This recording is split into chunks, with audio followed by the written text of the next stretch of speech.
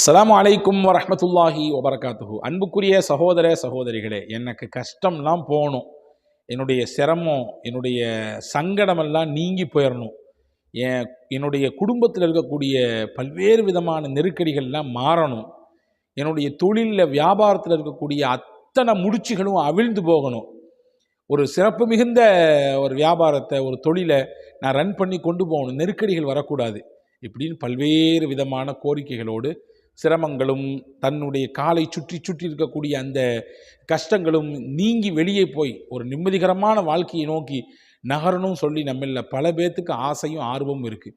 அதற்கான ஒரு அற்புதமான ஒரு தொழுகையைத்தான் இன்றைக்கு நான் இந்த காணொளியில் சொல்ல போகிறேன். இதை யார் பின்பற்றுகிறாரோ, இந்த தொழுகையை யார் கையில் எடுக்கிறாரோ, அல்லாஹ் அவருடைய சிரமத்தை போக்குவான், அவருடைய கஷ்டத்தை போக்குவான், அவருடைய நெருக்கடிகளை நீக்குவான். மனமான அவர் எதிர்பார்க்கக்கூடிய மிகச்சிறந்த வாழ்க்கை அமைப்பை அல்லாஹ் அவருக்கு தருவான். இது நான் சொல்லவில்லை, அருமை நாயகம் முஹம்மதுன் ரசூலுல்லாஹி ஸல்லல்லாஹு அலைஹி வஸல்லம் சொல்கிறார்கள். முழுமையாக பாருங்கள், இந்த காணொளியிலே உங்களுக்கு சிறந்த பலன் கிடைக்கும் என்று நான் நம்புகிறேன். நம்ம எல்லாத்துக்குமே தெரியும், தஸ்பீஹ் தொழுகை என்று ஒரு தொழுகை இருக்கிறது, தெரியுமா? எல்லாத்துக்கும் தெரியும். சலாத்து தஸ்பீஹ் என்று சொல்வார்கள். தஸ்பீ தொழுகை என்றால் என்ன? 4 ரக்காத்துகளை கொண்டு அமையப்பட்ட ஒரு தொழுகை. ஏன் இதற்கு சலாத்து தஸ்பீ தொழுகை என்று பெயர் வந்ததென்றால், நார்மலாக நம்ம தொழக்கூடிய தொழுகையில் என்ன இருக்கும் அப்படின்னா, வஜ்ஹத்து ஓதுனா வஜ்ஹத்து ஓதுவோம், சனா ஓதுனா சனா ஓதுவோம், அதுக்கு பின்னாடி சூரா ஃபாத்திஹா ஓதுவோம், அதுக்கடுத்து ஒரு லம்மு சூரா துணை சூறா ஓதிக்கொள்வோம், அதற்கு பிறகு ஒரு கூ செய்வோம், சஜிதா செய்வோம், அத்தஹியா திருப்பி இருப்போம், இருந்துட்டு சலாம் கொடுத்துட்டு தொழுகையை முடிச்சிருவோம் இல்லையா? ஆனால் இந்த தஸ்பீ தொழுகை கொஞ்சம் டிஃப்ரெண்டானது, ஏனைய தொழுகைகளை போன்று இல்லாமல் கொஞ்சம் வித்தியாசமானது. அதில் சில முக்கியமான தஸ்பீஹாத்துகள் எண்ணப்படுகிற ஒரு எண்ணிக்கையிலே நாம் நிறைவாக சொல்ல வேண்டும்.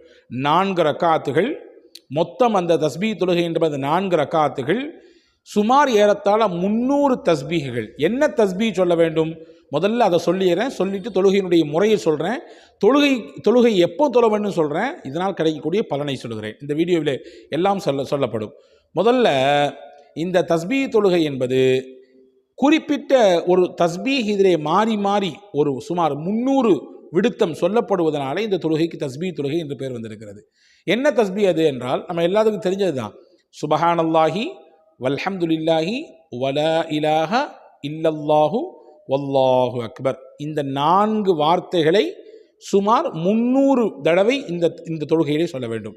மறுபடியும் சொல்கிறேன், சுபஹானல்லாஹி வல்ஹம்துலில்லாஹி வலா இலாஹ இல்லல்லாஹு வல்லாஹு அக்பர்.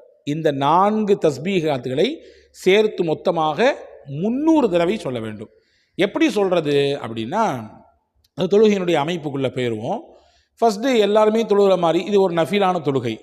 முதல்ல தக்பீர் கட்டும் பொழுது தஸ்பீஹ் நஃபீல் தொழுகை 4 ரக்காத் என்று நாம் நியத் செய்து தக்பீர் கட்டிக்கொள்ள வேண்டும். ஹஜ்ரத் அப்துல்லாஹ் இப்னு முபாரக் என்று சொல்லக்கூடிய மிகச்சிறந்த அறிஞர்கள், ஹஜ்ரத் அஹ்மத் பின் அம்பல் ரஹ்மத்துல்லாஹுடைய முக்கியமான மாணவர்களில் கட்டுப்பட்டவர். சையதுனா இமாம் புகாரி ரஹ்மத்துல்லாஹுடைய அறிவிப்புகளிலே பல இடங்களிலே வரக்கூடிய ஹஜ்ரத் அப்துல்லாஹ் இப்னு முபாரக் என்ற அறிஞர் பெருமகனா சொல்கிறாங்க, ராத்திரி நேரத்திலே நீங்கள் தஸ்பீ தொழுவதாக இருந்தால் 2 ரக்காத்தாக தொழுவுங்க. அதாவது 2 ரக்காத் தொழுது முடிச்சு சலாம் கொடுத்துருங்க, அடுத்து 2 ரக்காத் தொழுவுங்க. பகல் நேரத்திலே நீங்கள் தஸ்பீ தொழுகை தொழுவதாக இருந்தால் 4 ரக்காயத்து மொத்தமாக சேர்த்தி தொழுதுருங்க அப்படின்னு சொல்கிறாங்க. அப்போது தஸ்பீ தொழுகை 2 ரக்காத்தாவும் தொழுவலாம், 2 ரக்காயத்தாக பிரிச்சும் தொழுவலாம், மொத்தமாக சேர்த்தும் தொழுகலாம். எந்த டயத்தில் தொழுகிறீங்களோ அதுக்கு தக்கவாறு நீங்கள் பிரிச்சுக்கலாம், சேர்த்துக்கலாம். பகல் என்றால் 4 ரக்காயத்தை சேர்த்து ஒரே சலாத்தில் தொழுது முடிக்கிறது. ராத்திரி தொழுவதென்றால் 2 பிரித்து தொழுவது. இது ஹஜ்ரத் அப்துல்லாஹ் முபாரக் ரஹ்மத்துல்லாஹ் அவர்கள் காட்டித்தரக்கூடிய ஒரு வழிகாட்டுதல். சரி வாங்க, இப்போ தஸ்பீ தொழுகையினுடைய நியத்து அல்லாஹிற்காக வேண்டி தஸ்பீஹ் தொழுகை, தஸ்பீஹ் நஃபீல் 4 ரக்காத் அல்லது 2 ரக்காத் அல்லாஹ்விற்காக வேண்டி தொழுகிறேன் கிபிலாவை முன்னோக்கி என்று சொல்லி நியத்தை வைத்து தக்பீர் கட்டி கொள்ளுங்கள். தக்பீர் கட்டி முடிச்சுட்டு வழமையாக நம்ம என்ன செய்வோம், வஜ்ஹத்து ஓதுனா வஜ்ஹத்து ஓதுவோம், சனா ஓதுனா சனா ஓதுவோம். சனா ஓதி முடித்ததுக்கு பின்னாடி ஒரு 15 தடவை நான் மேலே சொன்ன அந்த கலிமாக்கள் சுபஹானல்லாஹி வல்ஹம்துலில்லாஹி வலா இலாஹ இல்லல்லாஹு வல்லாஹு அக்பர், இதை 15 தடவை ஓத வேண்டும். இதை ஓதி முடித்ததுக்கு பின்னாடி சூரா ஃபாத்திஹா ஓதணும், அதுக்கடுத்து துணை சூறா ஓதணும். துணை சூறா ஓதின பின்னாடி உடனே குனிஞ்சிடக்கூடாது. அந்த துணை சூறா ஓதியதற்கும் ருக்கு செய்வதற்கும் இடையிலே ஒரு 10 தடவை இந்த கலிமாக்களை மறுபடியும் ஓதிக்கொள்ள வேண்டும். இப்போ 15 + 10 25 இல்லையா? அதுக்கடுத்து ருக்குவில் நார்மலாக நம்ம செய்யக்கூடிய தஸ்பீஹ் இருக்குமில்ல, அதை 3 தடவை செஞ்சுக்க வேண்டியது. செஞ்சு முடிச்சுட்டு மறுபடியும் ஒரு 10 தடவை இந்த கலிமாக்கள் அப்போ ப்ளஸ் 10 சேர்த்துக்கிட்டோம்னா 35 ஆச்சு. ருக்கூலேருந்து எதிரிக்கும், தலையை தூக்குறோம், சமி அல்லாஹு லிமன் ஹமீதா ரப்பனா வலக்கல் ஹம்து சொல்லுவோம் இல்லையா. அது சொல்லி முடிச்சதுக்கு பின்னாடி மறுபடியும் ஒரு 10 ப்ளஸ் சேர்த்தா 45. இதை முடிச்சுட்டு நேராக சஜிதாவுக்கு வர்றோம். சஜிதாவில் நார்மலாக நம்ம சஜிதாவில் ஓதக்கூடிய தஸ்பீஹ் 3 தடவை ஓதுறோம். ஓதி முடிச்சுட்டு மறுபடியும் ஒரு 10 55 ஆயிடுச்சு. இதோட சேர்த்து 2 சஜிதாவுக்கு இடையில ஒரு சின்ன இருப்பு உட்காருவோம்ல, அந்த இருப்பிலே ஒரு 10 தடவை நார்மலாக அங்கே ஓதக்கூடிய அந்த துவா ஓதி முடித்து விட்டு இந்த குறிப்பிட்ட கலிமாக்களை 10 தடவை 55 ப்ளஸ் 10 65 ஆச்சு. அதுக்கடுத்து 2வது சஜிதா ஓதக்கூடிய தஸ்பீ, அதற்கு பின்னால் இந்த குறிப்பிட்ட சுப்ஹானல்லாஹ் அல்ஹம்துலில்லாஹ் வலா இலாஹா இல்லல்லாஹு வல்லாஹு அக்பர், இது 10 தடவை. இப்போ டோட்டல் 75 டைம்ஸ் ஆயிடுச்சு. 75 தடவை. ஒரு ரக்காத்தில் 75 தடவை என்ற வீதம் 4 ரக்காத்துகள் 300 தடவை. இது ஒரு அமைப்பு. இதுதான் பிரபலமான ஒரு அமைப்பு. இன்னும் வேறொரு அமைப்பு இருக்கிறது. 2ஐயும் போட்டு ஒரே வீடியோவிலே சொல்லி உங்களை குழப்ப வேண்டும் என்று நான் விரும்பவில்லை.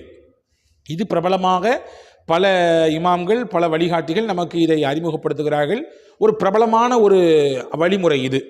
அதாவது தஸ்பீ தொழுகையினுடைய அமைப்பிலே ஒரு பிரபலமான, இன்று நம்மிலே பலர் பின்பற்றக்கூடிய ஒரு பிரபலமான அமைப்பு இது. இந்த அமைப்பில் நாம் தஸ்பீ தொழுகையை தொழ வேண்டும்.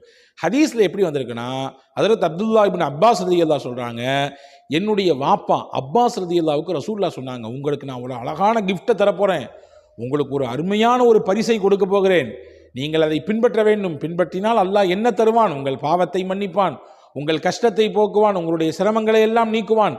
எனவே இதை நீங்கள் பின்பற்றுங்கள் சொல்லிட்டு இந்த தஸ்பீ தொழுகை ரசூலுல்லாஹ் அறிமுகப்படுத்துகிறாங்க. பல ஹதீஸ்களிலே அறிவிப்புகளிலே இந்த ஹதீஸ் வந்ததுனாலே ஒரு அறிவிப்பு இன்னொரு அறிவிப்போடு சேரும் பொழுது ஹதீஸுக்கு பலம் கூடுகிறது. சில பேர் சொல்லிட்டு அலைவான், அப்படிலாம் ஒரு தொழுகையே கிடையாது, தஸ்பீ தொழுலாம் சொல்லலாம் சும்மா ஃபுருடா அப்படி இப்படின்னு சொல்லுவாங்க. அதெல்லாம் நம்ம காதில் கேட்க வேண்டிய அவசியமே இல்லை. பல ஹதீஸுகளிலே, பல நூல்களிலே பல்வேறு விதமான ரூட்டுகள் இந்த ஹதீஸ் வந்திருக்கிறதுனால இது உறுதிப்படுத்தப்பட்ட ஹதீஸ். இது அமல் செய்வதற்கு தகுதியான ஹதீஸ் என்று அறிஞர் பெருமக்கள் சொல்கிறார்கள்.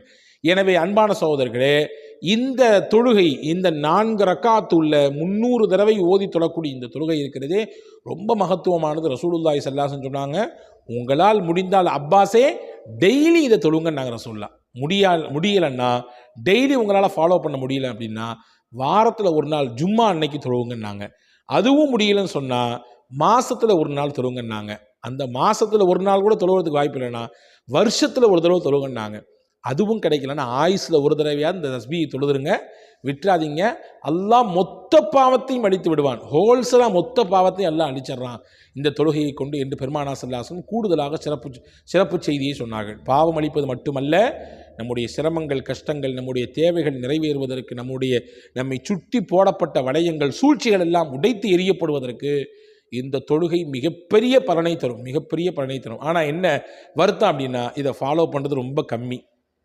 வருஷம் ரமதானுடைய சமயத்திலே பள்ளிவாசல்களிலே தொழுகை நடக்கிறது, அல்லது ஒரு சில நபர்கள் தஸ்பீஹை தொழுகிறோம், அல்லது குறிப்பிட்ட சில நாட்களிலே பராத், மியராஜ் போன்ற இரவுகளில் மட்டும் அதை செய்வதற்கு முனைகிறோம். ஆனால் என்னிடத்தில் கேட்டால் வாரத்தில் ஒரு தடவை, அதுவும் இல்லாமல் ரொம்ப லாங்காக இல்லாமல் ரொம்ப ஷார்ட்டாகவும் இல்லாமல் வாரத்தில் ஒரு நாள் வெள்ளிக்கிழமை அன்று இந்த தொழுகையை நாம் கையில் எடுத்துக் கொள்ளும் பொழுது அந்த வாரம் முழுக்க பரக்கத்தோடு, அந்த வாரம் முழுக்க அனைத்து விதமான முசீபத்துகள், கஷ்டங்கள் எல்லாம் விளக்கப்பட்டு ஒரு நிம்மதியான ஒரு நல்வாழ்க்கையை அனுபவிப்பதற்கு இந்த தொழுகை மிகப்பெரிய கை கொடுக்கும்.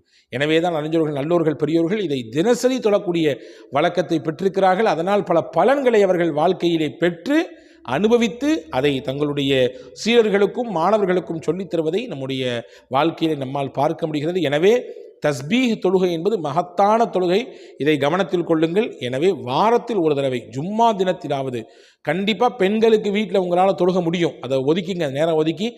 அதிகபட்சம் போனால் ஒரு 20 நிமிஷத்துலேருந்து 25 நிமிஷம் ஆகும் இந்த தொழுகையை முடிப்பதற்கு. அந்த ஒரு 25 நிமிஷத்தை வாரத்தில் ஒரு தடவை வெள்ளிக்கிழமை ஒதுக்கி கொள்ளுங்கள். வாய்ப்புள்ளவர்கள் ஆண்கள் வாரம் ஜும்மாவுக்கு கொஞ்ச நேரத்துக்கு முன்னால் வந்துவிட்டால் இந்த தொழுகையை தொழுது விடலாம். ஜும்மாவுடைய நன்மையும் கிடைத்து போய்